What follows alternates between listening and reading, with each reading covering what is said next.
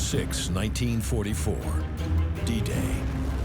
Canadian Sherman tanks and infantry land on Juno Beach in Normandy under murderous fire. There were so bloody much tanks burning that you were just in a bloody jungle.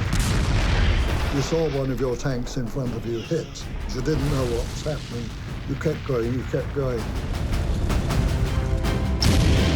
The Canadians overwhelm the Germans' coastal defenses and advance inland. I thought, wow, this is a breeze. We'll be on our way to Berlin next week.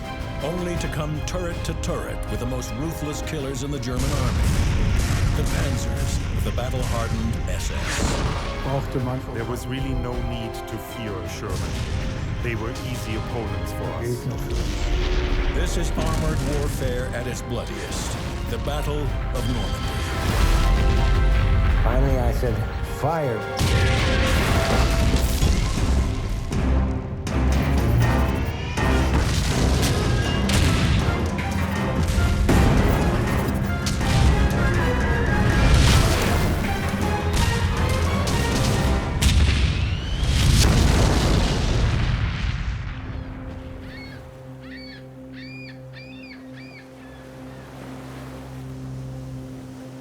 Juno Beach. 8 kilometers of gently sloping shoreline along the coast of Normandy. In the late spring of 1944, this was one of the beaches where the greatest amphibious operation in history took place. The Allies' all-out attack on Hitler's Atlantic Wall.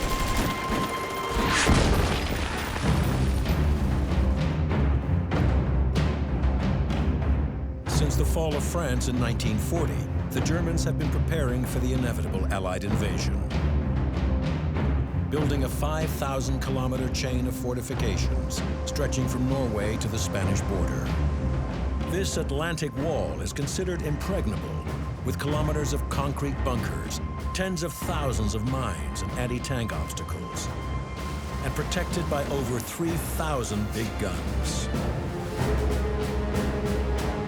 This impressive defensive line seems a most unlikely place for an attack, but on June 6, 1944, that's exactly what the Allies do. At 0300 hours, a force, tens of thousands of men strong, approaches the Norman coast and unleashes a massive naval bombardment. All of a sudden, they started firing.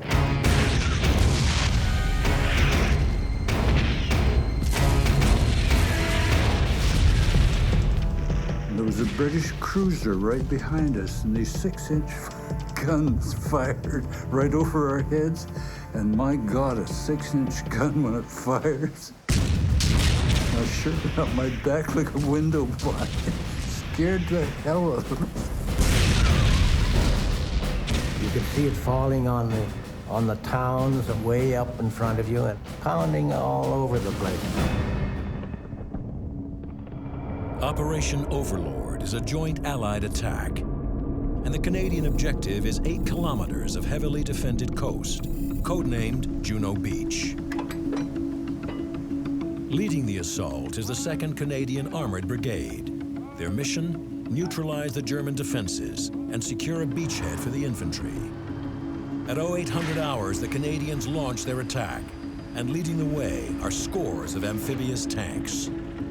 They gave us all the basic training of preserving a tank in the water. We did the drill. Let the water come up and so on, don't get panicked.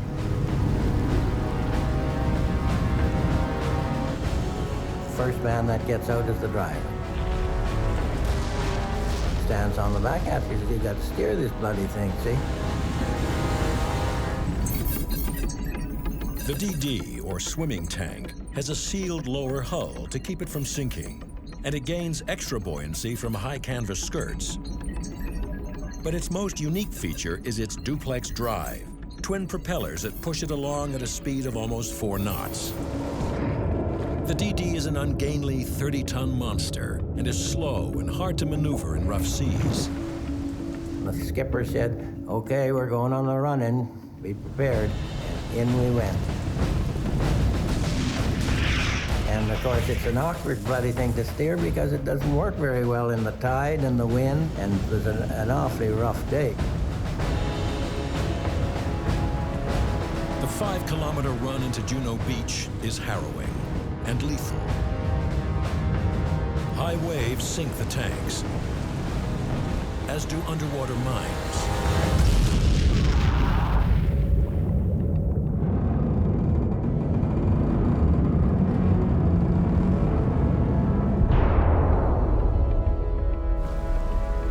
As they near shore, they come within range of the Germans' well-placed guns.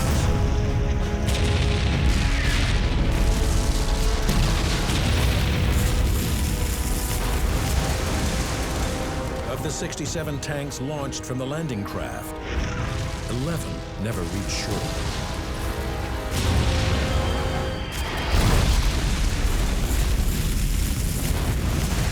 Those that do have to lower the canvas skirts under heavy fire before bringing their guns into action. There was confusion. It looked like chaos. And there were a lot of vehicles, but they were all moving as they were supposed to.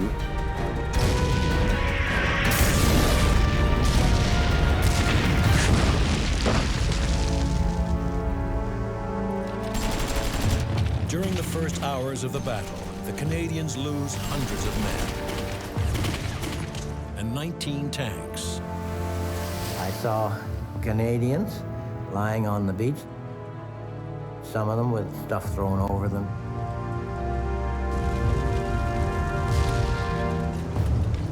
Despite their losses, they overrun the German defenses and take Juno Beach. By the end of D-Day, the Allies have breached Hitler's Atlantic Wall along 80 kilometers of Normandy coastline and have begun their advance inland. Their strategy is to encircle and destroy the German forces in occupied France. The Americans are to swing west, while British and Canadian forces head south toward their next objective, the strategically important city of Caen.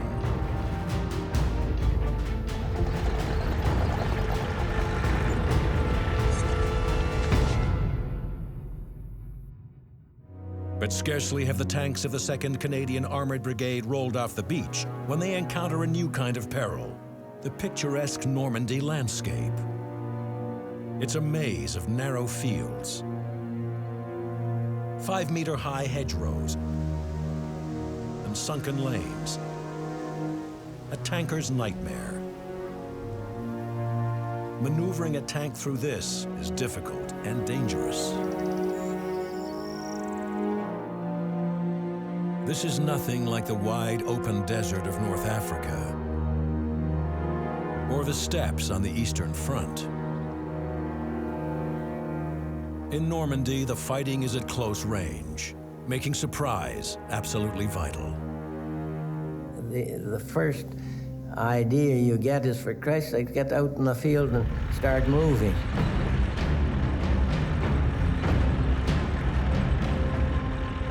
Suddenly, you're up against the Normandy hedge, which is 14 feet high. It's on a 2-foot-high bank. You go crashing through it.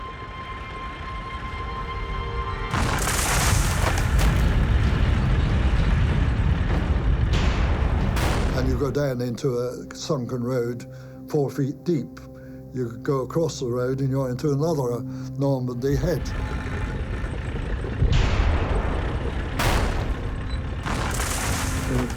Very difficult to get into and very difficult to get out of. And you can get hung up in the hedge and you're totally vulnerable at that point. But if you don't have a plan, you'll get nailed. Because the enemy always has a plan. D-Day +1. Despite the difficult terrain, Canadian tankers of the 2nd Armored Brigade make steady progress towards Caen. And as the battle enters its 2nd day, they encounter a column of 9 German Panther tanks.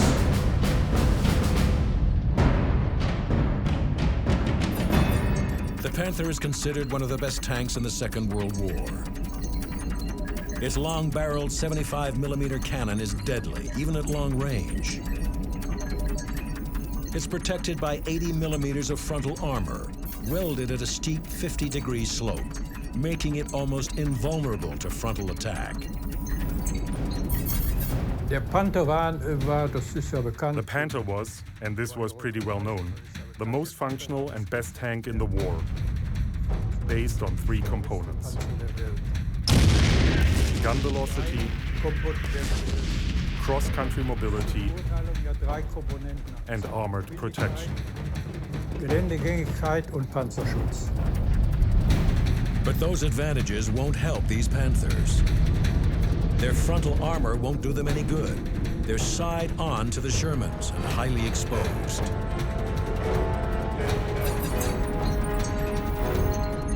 The Sherman has a short-barreled, less powerful 75mm gun and thinner 51mm armor plating, making it vulnerable in a head-on battle with the Panther, but deadly at close range if they catch the Germans off guard.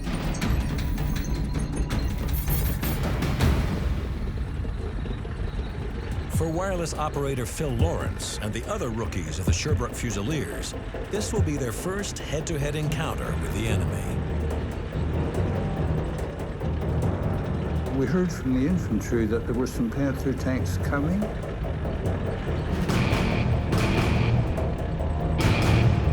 And the tanks were fairly close. They're about 900 yards, 1,000 yards away. And meanwhile, I'm trying to wake up my gunner. The captain got us all lined up. Each of us was given a target. And I'm kicking in the legs to try to get some life into him. By this time, the order to fire has been given.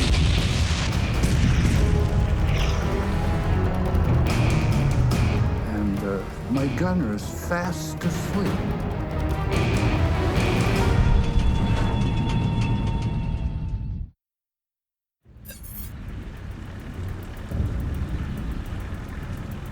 June 6, 1944, D-Day. Canadian tanks and infantry land at Juno Beach in Normandy, under intense fire.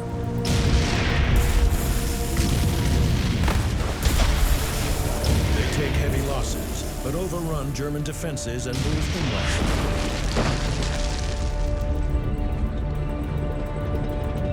The Allied plan is to encircle and destroy the German forces in Normandy, with the Americans swinging west, while British and Canadian forces push south towards the strategically important city of Caen.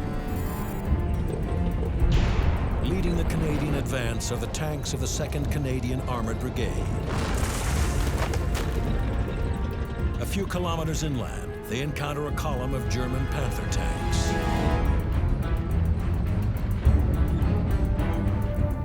The tanks were fairly close. They're about 900 yards, 1,000 yards away. By this time, the order to fire has been given, and my gunner is fast asleep. It's very scary. And the crew commander is batting him with his head with his hands to wake him up. He said to the gunner, you useless son of a bitch, you are now the co-driver trying to get in there and don't get in anybody's way.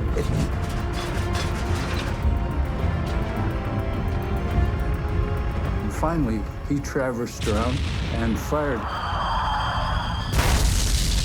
You know, the tank was up on its springs, and the gun recoils and runs out, and the turret fills up with fire and smoke, makes a tremendous row. It's very scary.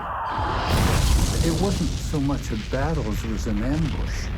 Those poor buggers never knew what hit them. I mean, one minute they're riding along, one behind the other, and the next minute, you know, everything's on fire. They fought them in a way that we thought was kind of stupid. They used to sit side on. The Panther has just 50 millimeters of side armor, about half as much as it has in front. Head on, a Panther can withstand almost any Allied attack, but catch it side on and at close range, and it's very vulnerable. We could knock them off easily. All 9 Panthers were knocked out like that.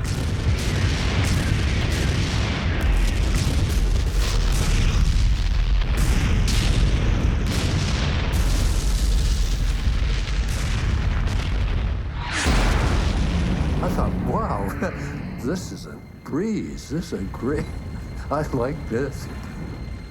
We'll be on our way to Berlin next week.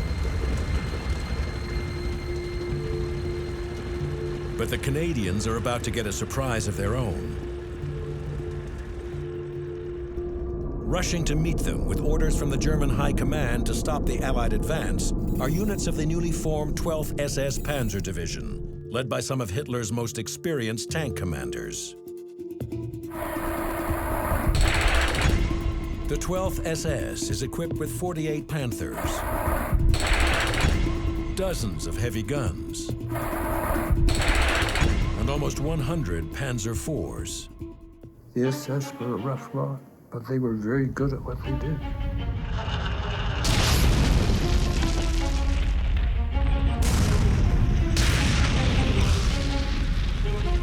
If you make a mistake, they'll kill you. We knew that it was our duty as soldiers of the German Wehrmacht to serve, whether we thought it would be successful or not. This was none of our business.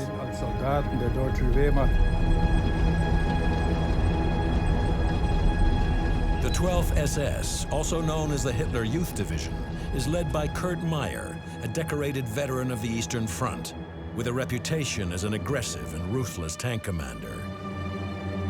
His troops call him Panzer Meyer. Battalion after battalion arrived. The soldiers waved at me. They were moving forward to their baptism of fire in a calm manner. They showed no self-pity. They were determined to prove themselves.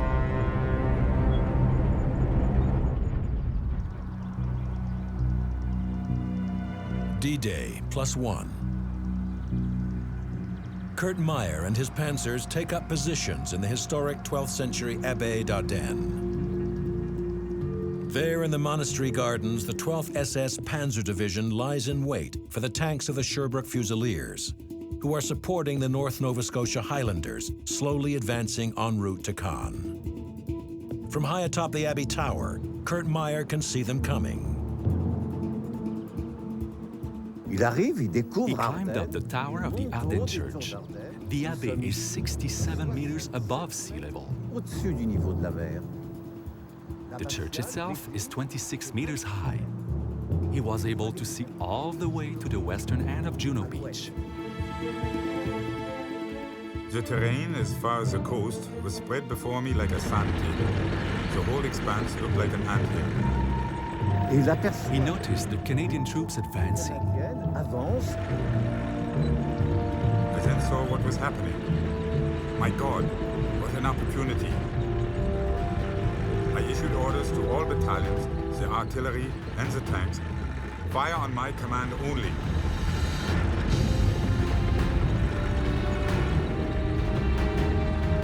The squadron stopped, they had snacks, they ate.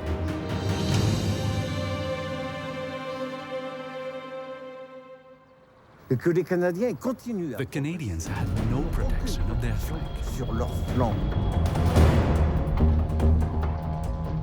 The tanks were right across the front of our regiment. The barrels of our guns were pointing at them.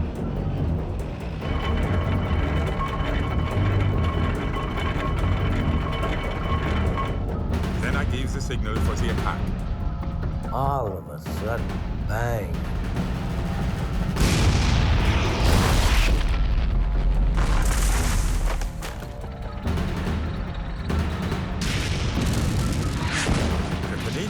Caught off guard. They seemed totally surprised. There was so bloody much smoke and tanks burning. that you were just in a bloody jungle.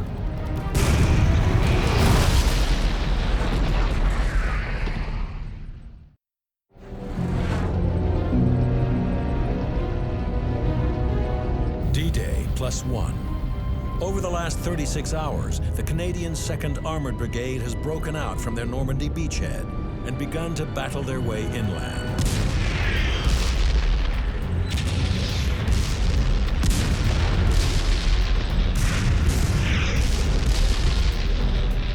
Rushing to meet them are tanks of the 12th SS Panzer Division, led by the infamous Kurt Meyer. His forces take up position in the Abbaye d'Ardenne. There, the 12th SS set a trap for the tanks of the Sherbrooke Fusiliers, now slowly advancing toward the city of Caen. All of a sudden, bang. From then on, the battle started.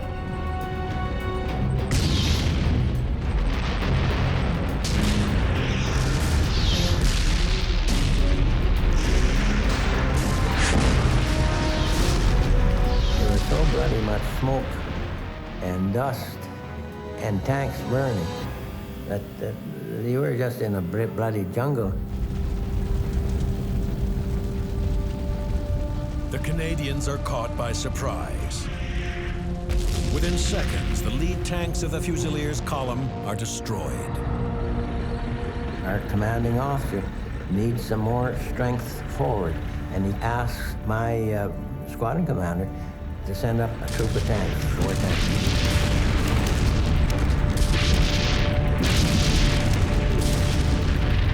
And he asked for another troop. So now there's my squadron commander, myself, and the 3rd tank, and that's all we got. And then the message comes from him saying, the Germans are breaking through on your left. Move over to your left. And he still thought we had a squadron, I guess. All of a sudden, the action started to move around our way.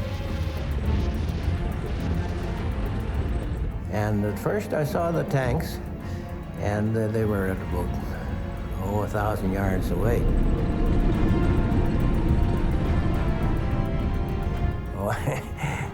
Each one of us, you had the jitters every time you saw the buggers because the gun was so much superior.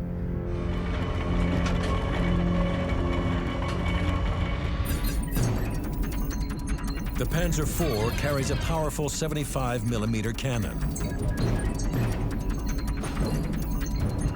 And although it has a shorter barrel than the Panther, a shell from a Panzer IV can still rip through the weak armor of a Sherman tank. The Sherman was an easy opponent for us. If you were able to keep your distance, then there was no need to fear a Sherman. The short-barreled Sherman doesn't have nearly as much punch as the Panzer IV. You had to start playing the game of tactics, and I start firing my smoke in front of it. Along with high explosive and armor-piercing rounds, the Sherman is also equipped with white phosphorus incendiaries. These shells can be used by tankers to mark enemy targets or fired to create smoke screens to provide tactical cover. And they were at about 1,000 yards away. And I said, for Christ's sake, let them come in close. And watch the right-hand corner where I just put down the smoke, because you may see something come around the corner there, taking a look at us. And sure enough, you see a tank just sticking his nose around, looking, trying to get some view. Finally, I said, fire. And I hit him at about, it must have been in 800 or 900 yards, I guess. I can always remember the thing actually burning. It's Radley Walter's first tank kill. By war's end, he will have 17 more, and recognition as Canada's leading tank ace. But on this day, the Canadians take a beating. They lose 28 tanks, 110 men killed, and 128 taken prisoner. 18 of the captured are delivered to a terrible fate. The first group, which was mostly the North Nova Scotias, were brought to this courtyard here. These Canadian soldiers would have come up these stairs and into this park. They came along here.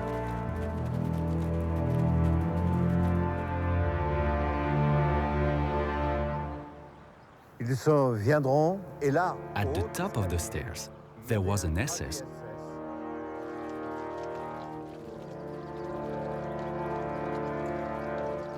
Who would kill each one with a bullet in the back of the neck.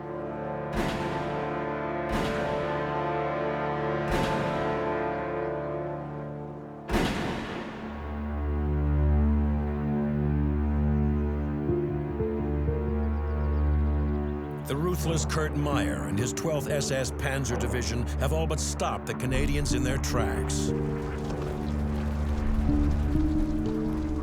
All along the northern front, the Allied advance slows to a crawl. The British and Canadians planned to take the city of Caen in 3 days, but it takes them 34. The fighting is the bloodiest they have yet seen. To break the German stubborn resistance, the Allies take drastic action and send in heavy bombers. Massive daily air raids reduce much of the ancient Norman city to rubble.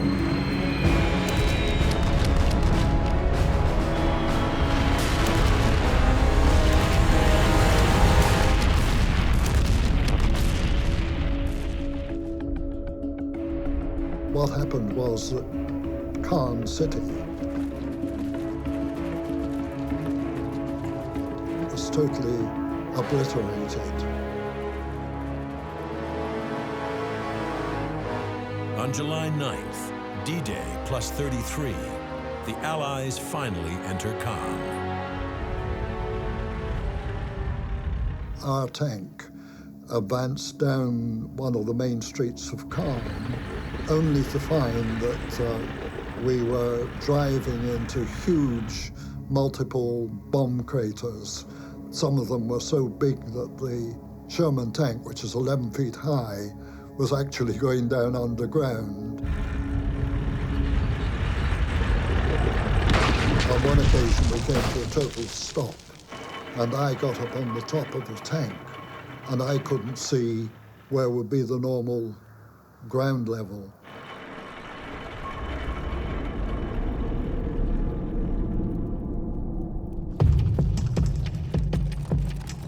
There's rubble everywhere, but no Germans. They've withdrawn, leaving the ruined city to the Allies, who become bogged down in the wreckage created by their own bombs.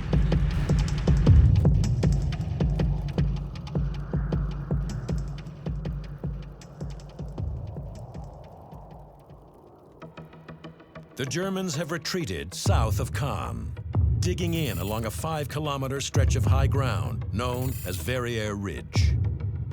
The ridge rises 30 meters above the lowlands, making it an ideal defensive position for the Germans. From here, they can command the area all the way north to Caen, making it a killing ground for the advancing Allied armor. The Germans deploy their arsenal, including 72 88mm anti-tank guns, 40 Panthers, and 80 heavy Tiger tanks. Even though they are facing one of the most formidable defensive positions in Normandy, on July 18th, 9 days after entering Caen, British and Canadian forces launch Operation Goodwood, an armored assault aimed directly at the Germans on Verrières Ridge. And once again, the tankers of the 2nd Canadian Armored Brigade are in the thick of it. Their orders? Take and hold a small Norman village at the foot of the ridge. I remember being in a place called Saint-André-sur-Orne. They had reported that there were 64 German tanks in Saint-André. We said, well, that means there's probably 8 tanks.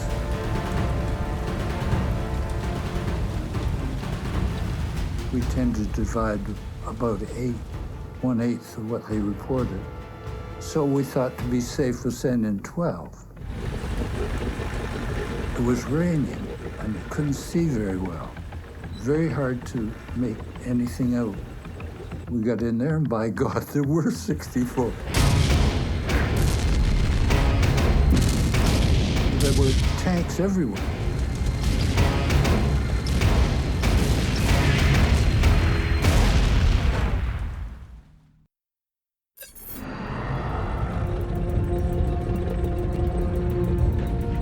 July 9th, 1944. After 34 days of fierce fighting,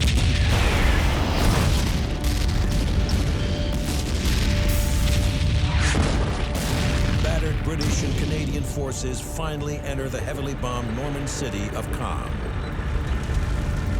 9 days later, they are ready to continue their advance and link up with U.S. forces routing the German army in southern France.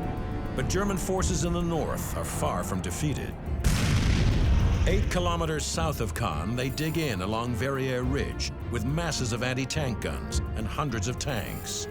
The ridge is now one of the strongest defensive positions in France. July 18th, 1944. Combined British and Canadian forces launch Operation Goodwood, aimed at driving the Germans off the ridge. On the western flank of the attack are the tankers of the Sherbrooke Fusiliers, with orders to seize and hold the village of Saint-André-sur-Orne.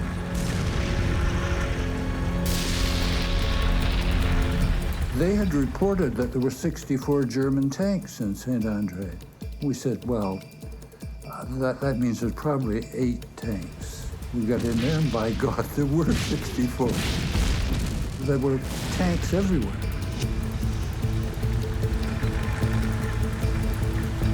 And we couldn't get organized to take them on.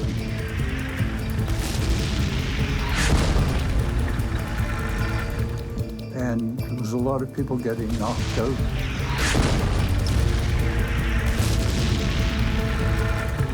It was raining and you couldn't see very well. Very hard to make anything out. We seemed to have lost touch with everybody. We decided we better try to find a safe position and some targets.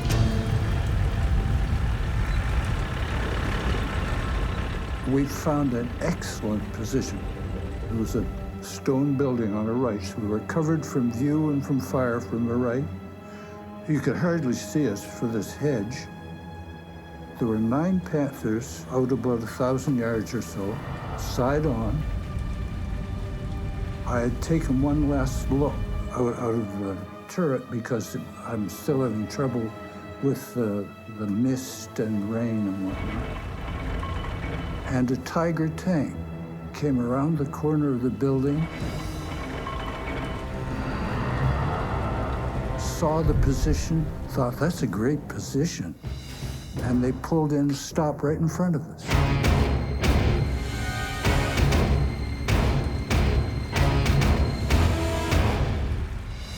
It was just the scariest damned apparition I've ever seen.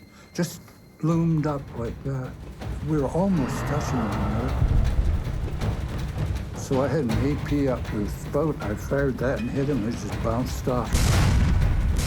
And after that, we just fired a high explosive as fast as we could. About that fast. I was literally just holding the firing button down. The gun was firing, recoiling, running out, firing, recoiling, running out. And my loader operator was flinging the shells in. and then he fired back. The Tiger weighs 57 tons, almost twice as much as a Sherman. It has 100 millimeters of frontal armor, making it almost impregnable. It carries an 88 millimeter gun that can destroy a Sherman more than 2 kilometers away. And this Tiger is practically on top of Lawrence's tank.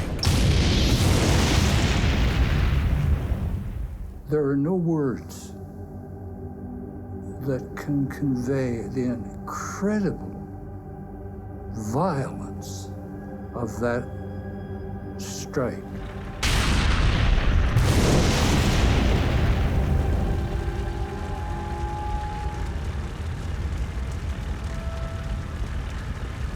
The AP shell that hit our turret, it looked as if someone had taken a torch and just burned the channel front to back. I said, "You know, drive in reverse, hard right."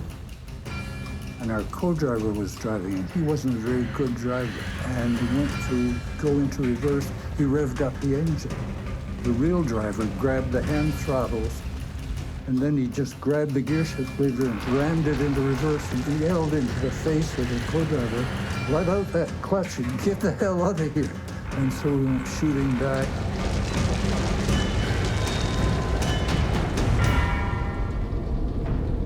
The Sherbrooke Fusiliers lose half their tanks and are forced to retreat. Other units suffer similar losses and pull back. Operation Goodwood is a disaster. The British sent 800 tanks across that open ground just south of Caen, and 400 of them were knocked out. The Germans were up on the Bourgebus-Verrières ridge and were able to see for miles and miles. And along those miles, the Germans were entrenched in farmhouses, hidden away with their big guns,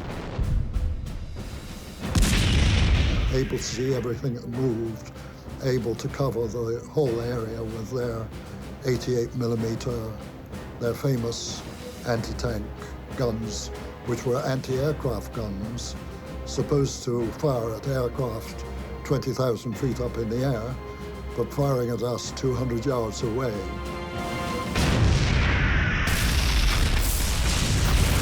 On the 21st, the offensive against Verrières Ridge is called off as the enormity of the losses sinks in. In just 4 days, the Allies lose over 6,000 men and more than 300 tanks, and the Germans still remain firmly in control of the ridge. Now, our task was to go up that hill and find a way in which we could get through those German lines, which are now reported to be possibly one of the strongest defenses that the Germans set up anywhere in World War II. The Allies are desperate for a breakthrough. Canadian Lieutenant General Guy Simonds comes up with a bold and risky plan to take the ridge. Codenamed Operation Totalize, Simonds' plan calls for 400 tanks to quickly advance in 6 columns straight into the German defensive positions. And to reduce the effect of the German big guns, he will launch the attack at night. If one asks, what did one see? The simple answer is nothing.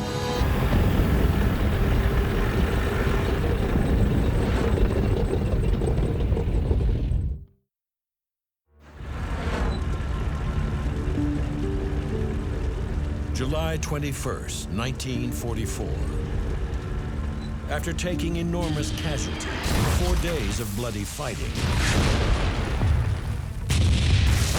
the Allies canceled their massive armored offensive, aimed at eliminating the stubborn German defenses along Verrières Ridge. Lieutenant General Guy Simonds comes up with a new plan. The Allies must take the ridge because a breakthrough is key to the overall campaign in Normandy. Codenamed Operation Totalize, it calls for 400 tanks, supported by infantry, to rush forward in 6 columns, headlong into the German guns. To reduce the effect of the guns, Simmons plans to strike under the cover of darkness.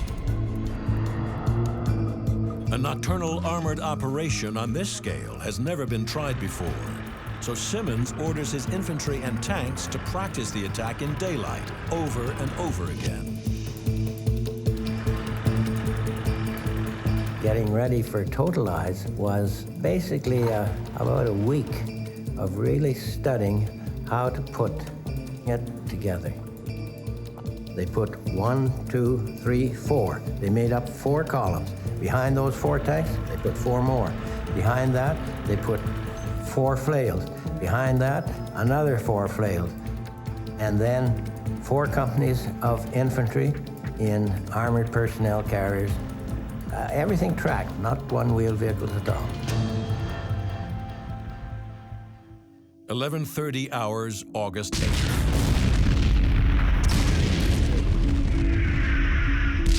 After a massive bombardment, Operation Totalize begins. 400 British and Canadian tanks lurch forward into the darkness. So you were in a mixture of sentiments. You were afraid, you were proud, you were thrilled, you were bewildered.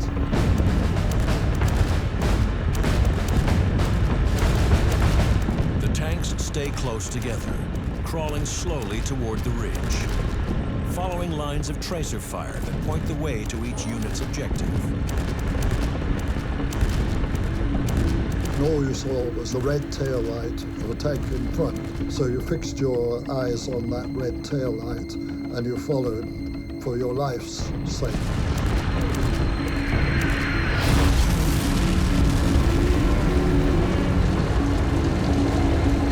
And the buggers would be putting in mines knowing reasonably well where we were and which way we might come out against them. Total chaos, with flashes going on all over the place, shells exploding. You'd hear the shooting going on all over the damn place.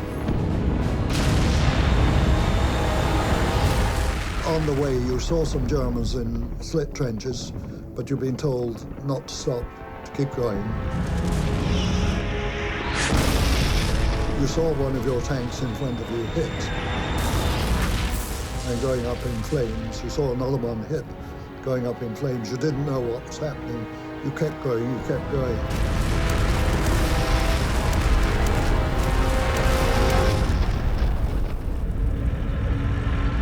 By dawn on August 8th, Canadian and British forces have captured most of Verrières Ridge. By noon, the entire position is in Allied hands. Phase 1 of Operation Totalize is a success, opening the way for the Allies to advance and hook up with U.S. forces further south. On August 21st, after 2 more weeks of fierce fighting, the Allies finally complete their encirclement of the German army in Normandy. Those Germans who remained trapped inside the pocket are now easy prey for the Allies' superior air power. For a while, this tremendous slaughter, you can only call it, went on.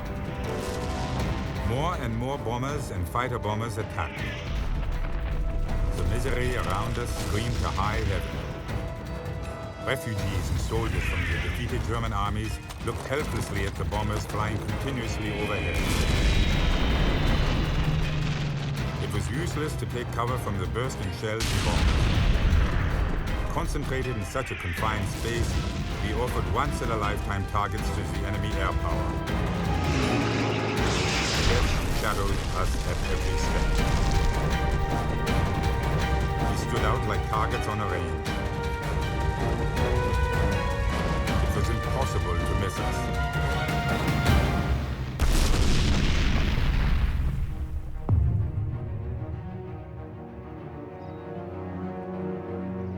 The destruction of the German army in France marks the end of the Battle of Normandy.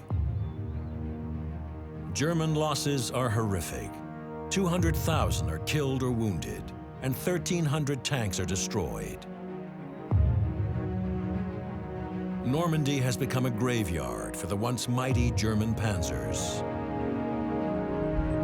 Of the 12th SS Panzer Division, only 10 tanks and 300 men are reported to have escaped, including Kurt Meyer, who was later put on trial for war crimes, including the killing of 18 Canadian prisoners at the Abbaye d'Ardenne. But he spends just 9 years in prison. For the Allies, the Battle of Normandy is a great victory, but it comes at a steep price. 50,000 men are killed, and over 150,000 are wounded. In the Battle of Normandy, the Sherbrooke Fusiliers suffer some of their heaviest losses of the war. Many still wonder how they survived. You know, I've been in tanks that were knocked out, but the shell didn't hit where I was. I've been in mortar barrages, but no mortar came down where I was. It's just dumb luck. I think everybody would agree on that. You got to be skillful, you got to be thoughtful and careful and all of that.